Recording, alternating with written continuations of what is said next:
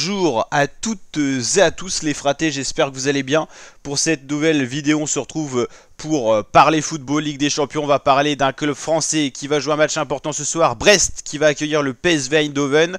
Brest qui a une cote de 4,50, donc pas donné favori face au PSV qui a une cote de 1,90. Être favori à l'extérieur, ça montre quand même une certaine dynamique, une certaine tendance. En l'occurrence, elle est réelle parce que le PSV Eindhoven reste sur 5 matchs, 5 victoires, ce qui reste un très bon résultat. 6-1, c'était une victoire face à l'équipe de Twente. 5-2 victoire face à Utrecht. 3-2 victoire face au Shakhtar Donetsk. 5-1 victoire face au FC Groningue. Et juste avant, on va checker ça, c'était une victoire face au NAC Breda. Brest qui reste sur une défaite face à Lille en Ligue 1 3-1, qui reste sur une victoire 3-1 face à Strasbourg dans le même championnat en Ligue 1. Défaite face au Barça 3-0, c'était une lourde défaite en Ligue des Champions, c'était d'ailleurs le premier échec de Brest en Ligue des Champions.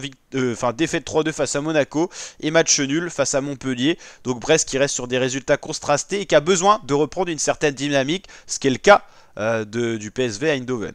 Donc au niveau du classement, on va aller voir quand même comment ces équipes sont classées. Brest 11e, très bon début de championnat de Ligue des Champions avec 4 premiers matchs vraiment très intéressants. Un 5e un peu plus compliqué face au Barça. Barça qui est 3e de cette Ligue des Champions, qui a quand même perdu une fois.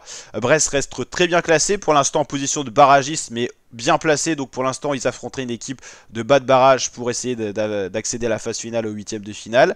Et du côté du PSV Eindhoven, ça reste un classement un peu plus compliqué, sur 18e, pas mal de points pris en match nul, donc ça explique qu'ils ont totalisé que 8 points. Ils pourraient passer devant Brest en cas de victoire, donc il faut faire attention pour les Brestois à ne pas chavirer dans le classement et à continuer à rester régulier pour essayer de se qualifier le plus rapidement possible pour le prochain tour. Il y a 8 journées, donc 9 points encore possibles à prendre. Brest peut encore faire mieux. Ils sont à 5 points du premier et ils sont surtout à 10 points du dernier. Donc Brest, faut qu'ils prennent le maximum de points. Un point du match nul sera un bon résultat au vu de la dynamique du PSV Eindhoven actuellement. Et ça permettra à Brest de temporiser, de rester à peu près dans ce classement-là. Donc voilà, il faut viser le match nul et au mieux la victoire. Et essayer de surtout pas perdre ce match qui pourrait mettre Brest dans une mauvaise dynamique. Les Brestois peuvent être encore éliminés de cette Ligue des Champions, même s'ils ont fait un très bon début.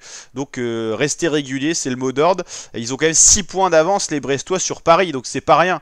Voilà, une victoire leur permettrait quasiment d'espérer être au prochain tour, au moins en tant que dernier barragiste du classement. Donc prendre 3 points, ça leur permettrait vraiment d'espérer quelque chose de bien, quoi. Et le match nul, bah on pourrait pas trop se prononcer, ça les mettrait bien sans les qualifier, je pense. Donc voilà, il reste 3 journées, ça reste pas beaucoup, donc maintenant il faut totaliser le maximum de points, il n'y a plus le droit à la défaite. Et vous voyez, hein, c'est quand même compliqué de se qualifier pour la Ligue des Champions, parce que Brest a fait un très bon début de championnat de Ligue des Champions, 3 victoires, 1 nul, et une défaite, ça les a remis déjà un peu plus dans le doute. Voilà, ils sont plus dans la zone bleue, ils sont dans la zone orange des barrages. À partir de la 25e position, vous êtes éliminé sans barrage, donc pour l'instant Paris y figure. Voilà, Gironne aussi, on n'attendait pas à les voir aussi bas. Salzbourg, Bologne, Leipzig, c'est des équipes qu'on n'attendait pas à retrouver là. Et d'autres équipes ont agréablement surpris, hein. Voilà, on a des équipes comme l'Atalanta qui est vraiment bien haute. Monaco, hein, aussi, Lille, c'est pas mal, hein. Franchement, pour l'instant, les clubs français, à part Paris, c'est plutôt pas mal. N'hésitez pas à liker la vidéo si elle vous a plu, vous abonner et partager. Je vous dis à très bientôt pour de prochaines vidéos. Et pour la petite anecdote, pour l'instant, le meilleur buteur de la Ligue des Champions cette saison, c'est Robert Lewandowski devant Jonathan David, le Lillois. Et après, c'est des joueurs un peu moins connus, à part Haaland, Wirtz, c'est Kane quand même. Mais c'est vrai qu'on a Olavo Viro dos Santos Junior, je suis pas sûr qu'il soit hyper connu, et Ami Frederiksberg. J'ai l'impression que... Ouais, non, c'est pourtant actuel. Ok. Donc voilà l'équipe, je vous dis à très bientôt pour de prochaines vidéos. Ciao, ciao.